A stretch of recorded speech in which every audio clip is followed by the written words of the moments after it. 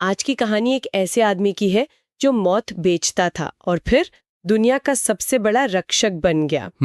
हम बात कर रहे हैं 2008 की फिल्म आयरन मैन और उसके दिल, टोनी स्टार्क की। बिल्कुल। हमारे पास जो स्रोत हैं वो इस फिल्म की कहानी और उसके किरदारों को परत दर परत खोलते हैं।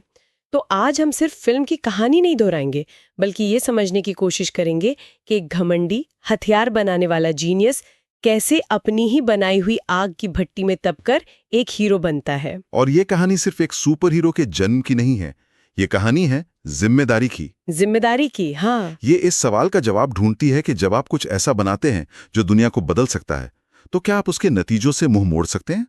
हम टोनी स्टार्क के सफर को कुछ हिस्सों में देखेंगे। मतलब पहले उसके निर्माण का अहंकार, फिर जमीर की वो भट्टी जहां वो बदला, प्रायश्चित का बोझ जो उसने उठाया, और आखिर में आईने में अपने ही पुराने अक्स से उसकी लड़ाई। चलिए तो फिर शुरू करते हैं पहले हिस्से से, कवच से पहले का इंसान। ठीक है। फिल्म की शुरुआत में हम टोनी स्टार्क को अफगानिस्तान में अमेरिकी सेना के काफिले में देखते हैं। वो विस्की पी रहा है, सैनिकों के साथ मजाक कर रहा है और ऐसा लग रहा है जैसे वो किसी वॉर जोन में नहीं बल्कि किसी एडवेंचर ट्रिप पर है। वो अपने ही बनाए हथियारों के असर से कितना बेखबर लगता है ना। बिल्कुल। ये बेफिक्री सिर्फ उसका स्टाइल नहीं है, ये उसकी सोच को दिखाता है। अच्छा। हाँ, उसके लिए युद्ध और हथियार एक प्रोडक्ट है, एक बिजनेस है। वो लैब में बैठकर कुछ बनाता है, उसे बेचता है और मुनाफा कमाता है। बस वो हथियार कहाँ इस्तेमाल हो रहा है, उससे कौन मर रहा है, ये सब उसके लिए सिर्फ बैलेंस शीट के नंबर हैं। वो अपनी बनाई हुई चीजों से भावनात्मक रूप से पूरी तरह अलग है। इसीलिए जब वो अपनी जेरिको मिसाइल का प्रदर्शन करता है तो वो उसकी ताकत को लेकर उत्साहित है, उसके विनाश को लेकर नहीं। सही कहा। वो कहता है, लोग कहते हैं मेरे पास सब कुछ है लेकिन मेरे पास एक चीज नहीं है, शांति। और फिर वो अपनी मिसाइल लिखाता है और कहता है ये रही शांति। एक तरह का काला मजाक है। हाँ, वो शांति को भी एक प्रोडक्ट की तरह बेच रहा है। लेकिन फिर कहानी में एक जबरदस्त मोड़ आता है, उनके काफिले पर हमला होता है। हाँ, और यही वो पल है जहां उसकी बनाई दुनिया उसी पर हमला करती है। बिल्कुल। धमाकों के बीच वो एक मिसाइल देखता है जिस पर उसकी अपनी कंपनी का नाम स्टार्क इंडस्ट्रीज लिखा है। ये सिर्फ एक इत्तेफाक नहीं है, ये कहानी का सबसे बड़ा प्रतीक है। सही है। वो चीज जिसने उसे शोहरत, पैसा और ताकत दी, वही चीज अब उसकी जान लेने वाली है। पहली बार उसे अपनी बनाई हुई मौत का सामना करना पड़ता है और उसे पकड़ लिया जाता है। हाँ, और वो एक अंधेरी गुफा में पहुंच जाता है। और यहीं से हमारा दूसरा हिस्सा शुरू होता है, जमीर की भट्टी। वो गुफा में जागता है और उसे पता चलता है कि उसके सीने में एक इलेक्ट्रोमैग्नेट लगा है जो कार के बैटरी से चल रहा है ताकि मिसाइल के छर्रे उसके दिल तक ना पहुंचे।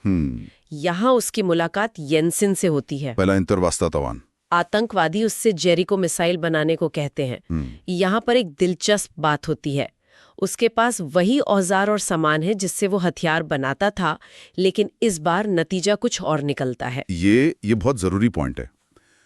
आतंकवादी उससे विनाश का एक हथियार मांगते हैं, लेकिन टोनी दो चीजें बनाता है जो उम्मीद का प्रतीक है। दो चीजें? हाँ, पहली चीज है मिनिएचर आर्क रिएक्टर। ये सिर्फ एक बेहतर बैटरी नहीं है, ये साफ और असीमित ऊर्जा का स्रोत है। ये उसकी प्रतिभा का वो रूप है जो बना सकता है, मिटा नहीं सकता। और दूसरी चीज है मार्क 1 आर्मर। वो सूट लड़ने के लिए नहीं बल्कि भागने के लिए बनाया गया था। वो सुरक्षा का कवच था, हमले का हथियार नहीं। मतलब उसी गुफा में उन्हीं औजारों से वो विनाश की जगह जीवन को चुनता है। बिल्कुल। लेकिन मुझे लगता है इसमें येंसिन का भी बहुत बड़ा हाथ था। उन दोनों की बातचीत वो कहानी को एक मानवीय गहराई देती है। अरे, बिना येंसिन के टोनी स्टार्क शायद कभी आयरन मैन नहीं बनता। सच में। येंसिन उसे आईना दिखाता है। जब येंसिन अपने परिवार और अपने गांव की बात करता है तो टोनी को पहली बार एहसास होता है कि उसके हथियारों का असर सिर्फ नक्शों और रिपोर्ट्स पर नहीं बल्कि जीते जागते इंसानों और उनके परिवारों पर पड़ता है। हाँ। येंसिन की मौत और उसके आखिरी शब्द, अपनी जिंदगी बर्बाद मत करना, वो टोनी के लिए एक मिशन स्टेटमेंट बन जाते हैं।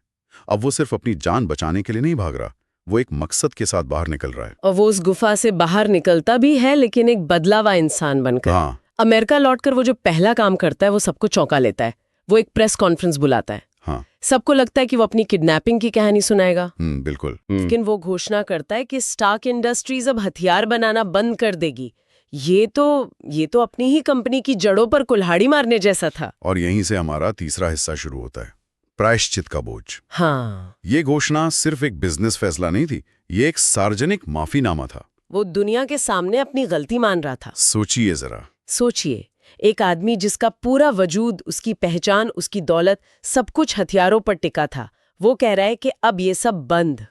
ये उसके प्रायश्चित का पहला कदम था और ये दिखाता है कि वो अब नतीजों की परवाह नहीं कर रहा। वो सही काम करना चाहता है, भले उसकी कीमत कुछ भी हो। लेकिन जाहिर है इस फैसले से हर कोई खुश नहीं था। उसका बिजनेस पार्टनर ओबद्या स्टेन, जो उसके पिता का दोस्त भी था, हाँ, वो तो बिल्कुल नहीं था। इस फैसले के सख्त खिलाफ था। और यहीं हमें पहली बार शक होता है कि दाल में कुछ काला है। हाँ, ओबद्या उस अतीत का प्रतीक है जिसे टोनी पीछे छोड़ने की कोशिश कर रहा है। अच्छा, ओबद्या की दुनिया में नैतिकता से बड़ा मुनाफा है। उसे लगता है कि टोनी भावुक हो रहा है और कंपनी को बर्बाद कर रहा है। लेकिन असल में टोनी एक नई नैतिकता को जन्म दे रहा है। और फिर जब टोनी को पता चलता है कि ओबद्या ही पर्दे के पीछे से 10 रिंग्स को हथियार बेच रहा था और उसी ने उसे किडनैप करवाया था, तो टोनी की लड़ाई सिर्फ बाहरी दुश्मनों से नहीं, बल्कि अपने ही घर के भेदियों से हो जाती है। इस घोषणा के बाद टोनी अपनी वर्कशॉप में गायब हो जाता है।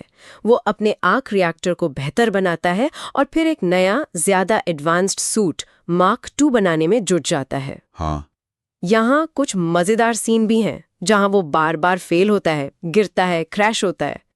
ये जो ट्रायल और एरर का प्रोसेस है, ये सिर्फ एक मशीन बनाने की कहानी नहीं है, ये उसके खुद के बनने की कहानी है। अच्छा, ये तो दिलचस्प है। हाँ, जैसे जैसे वो सूट की कमियों को दूर करता है, वैसे वैसे वो अपने किरदार की कमियों को भी समझता है। मुझे वो सीन बहुत पसंद है जहां वो बहुत ऊंचा उड़ता है और सूट जम जाता है। Icing problem. हाँ, आइसिंग प्रॉब्लम। ये एक सबक है कि सिर्फ ताकत होना काफी नहीं है, आपको उसकी सीमाओं का भी पता होना चाहिए। हर नाकामी उसे एक बेहतर इंजीनियर और एक बेहतर इंसान बना रही है। और फिर उसे अपनी इस नई ताकत को इस्तेमाल करने का मौका मिलता है। उसे पता चलता है कि 10 रिंग्स यिनसेन के गांव गुलमीरा में लोगों पर अत्याचार कर रहे हैं। और वो भी स्टार्क इंडस्ट्रीज के ही हथियारों से। इस बार वो इंतजार नहीं करती, वो अपना लाल और सोने का मार्क 3 सूट पहनता है और वहां पहुंच जाता है। गुलमीरा का सीन बहुत महत्वपूर्ण है। कैसे? गुफा में उसने जो सूट बनाया था वो खुद को बचाने के लिए था, लेकिन गुलमीरा में पहली बार वो अपनी टेक्नोलॉजी का इस्तेमाल दूसरों को बचाने के लिए करता है। ये प्रायश्चित का अगला कदम है। वो सिर्फ हथियार बनाना बंद नहीं कर रहा, बल्कि अपने ही बनाए हथियारों से हो रहे नुकसान की भरपाई भी कर रहा है। यहीं पर टोनी स्टार्क एक आविष्कारक से हीरो बनने का सफर शुरू करता है। तो अब टोनी के पास एक नया मकसद है, एक नया सूट है, लेकिन उसका सबसे बड़ा दुश्मन तो उसके साथ ही काम कर रहा है। बिल्कुल। यहीं से कहानी अपने आखिरी हिस्से की तरफ बढ़ती है, आईने में अपना अक्स। ओबद्या स्टेन को जब पता चलता है कि टोनी ही आयरन मैन है, तो वो उसका आर्क रिएक्टर चुरा लेता है और अपना खुद का एक बड़ा, ज्यादा खतरनाक सूट बनाता है, आयरन मॉन्गर। आयरन मॉन्गर सिर्फ एक और रोबोट नहीं है, वो टोनी स्टार्क का ही बीता हुआ कल है। बीता हुआ कल। हाँ, लेकिन ज्यादा बड़े और खतरनाक रूप में। ओबद्या की सोच वही है जो टोनी की गुफा के पहले थी। बड़ी मशीन, ज्यादा हथियार, ज्यादा ताकत। सही है। वो टोनी की टेक्नोलॉजी की नकल करता है, लेकिन उसकी आत्मा को नहीं समझ पाता। वो आर्क रिएक्टर की शक्ति को समझता है, लेकिन उसके पीछे की सोच को नहीं। इसीलिए ये लड़ाई सिर्फ 2 मशीनों की नहीं है, ये 2 विचारधाराओं की टक्कर है। ये तो मैंने कभी इस तरह से सोचा ही नहीं था कि आयरन मॉन्गर असल में टोनी का ही पुराना, ज्यादा खतरनाक रूप है। एकदम। और अंतिम लड़ाई में ये साफ दिखता भी है। ओबेदिया का सूट ज्यादा बड़ा और भारी है, लेकिन टोनी अपनी अक्ल का इस्तेमाल करता है। बिल्कुल। इसका सबसे अच्छा उदाहरण है लड़ाई का अंत। टोनी को याद आता है कि ज्यादा ऊंचाई पर उसका मार्क 2 सूट जम गया था। हाँ, वही आइसिंग प्रॉब्लम। वही। वो जानता है कि ओबेदिया ने इस कमी को दूर करने के बारे में सोचा भी नहीं होगा, क्योंकि ओबेदिया सिर्फ ताकत की नकल कर रहा है, सीख नहीं रहा। टोनी अपनी पुरानी गलती को एक हथियार की तरह इस्तेमाल करता है और ओबेदिया को ऊंचाई पर ले जाता है, जहां उसका सूट बंद हो जाता है। ये दिमाग की ताकत की जीत है, सिर्फ ब्रूट फोर्स की नहीं। ये नए टोनी की पुरानी टोनी पर जीत है। एकदम सही। और अंत में पेपर पॉट्स की मदद से वो बड़े आर्क रिएक्टर को ओवरलोड करके ओबद्या को हरा देता है। यहाँ भी वही टेक्नोलॉजी जो जीवन दे रही थी, अंत में विनाश का कारण बनती है। ये टेक्नोलॉजी के दोहरे स्वभाव को दिखाता है। मतलब टेक्नोलॉजी असल में अपने बनाने वाले का डीएनए लेकर चलती है। वो अच्छी या बुरी नहीं होती, वो बस अपने निर्माता का अक्स होती है। टोनी के हाथ में वो उम्मीद का स्रोत है और ओबाद्या के हाथ में वो लालच और विनाश का हथियार। फिल्म का आखिरी सीन शायद सबसे यादगार है। सब कुछ शांत हो चुका है, सरकार और SHILD मामले को दबाने की कोशिश कर रहे हैं। टोनी को एक स्क्रिप्ट दी जाती है जिसमें लिखा होता है कि उसे कहना है कि आयरन मैन उसका बॉडीगार्ड है, एक आसान रास्ता जहां वो अपनी आरामदायक जिंदगी में वापस जा सकता है। और उस एक पल में पूरी फिल्म का सार छिपा है। क्या वो पुराना टोनी स्टार्क बनेगा जो झूठ बोलकर, सच को छिपाकर अपनी दुनिया में खुश रहता है, या वो नया इंसान बनेगा जिसने जिम्मेदारी लेना सीख लिया है? और वो स्क्रिप्ट को एक तरफ रखती है, पोडियम पर जाता है और कहता है, सच तो ये है, मैं आयरन मैन हूं। वो चार शब्द पूरे मार्वल सिनेमैटिक यूनिवर्स की नींव रखते हैं। ये सुपर हीरो की गुप्त पहचान की परंपरा को तोड़ता है। ये सिर्फ एक कबूलनामा नहीं है, ये जवाबदेही की घोषणा है। जवाबदेही की घोषणा। वो कह रहा है, ये ताकत मेरी है और इसकी जिम्मेदारी भी मेरी है। मैंने जो अच्छा किया वो भी मेरा है और जो बुरा किया वो भी मेरा था। वो अपने अतीत को मिटाने की कोशिश नहीं कर रहा, वो उसे स्वीकार करके आगे बढ़ रहा है। और इसी एक पल में टोनी स्टार्क सच में एक हीरो बन जाता है। बिल्कुल। तो संक्षेप में, आयरन मैन सिर्फ एक एक्शन फिल्म नहीं है, ये एक ऐसे आदमी की कहानी है जिसने पहले दुनिया को तोड़ने के हथियार बनाए और फिर उसे बचाने के लिए एक कवच बनाया। ये प्रायश्चित, जिम्मेदारी और इस सोच की कहानी है कि असली ताकत लोहे के सूट में नहीं, बल्कि उसे पहनने वाले इंसान के इरादों में होती है। बिल्कुल। ये कहानी हमें दिखाती है कि टेक्नोलॉजी एक हथियार भी हो सकती है और एक ढाल भी। ये चुनाव हमेशा उसे बनाने वाले के हाथ में होता है। सही बात है। और ये आज की दुनिया में एक बहुत जरूरी सवाल खड़ा करती है। आज जब आर्टिफिशियल इंटेलिजेंस, जेनेटिक इंजीनियरिंग और दूसरी टेक्नोलॉजीज इतनी तेजी से आगे बढ़ रही हैं, तो सवाल ये नहीं है कि हम क्या बना सकते हैं। असली सवाल ये है कि क्या आज के टोनी स्टार्क्स भी अपनी बनाई चीजों की पूरी जिम्मेदारी लेने के लिए तैयार हैं? या वो भी एक गुफा में कैद होने का इंतजार कर रहे हैं?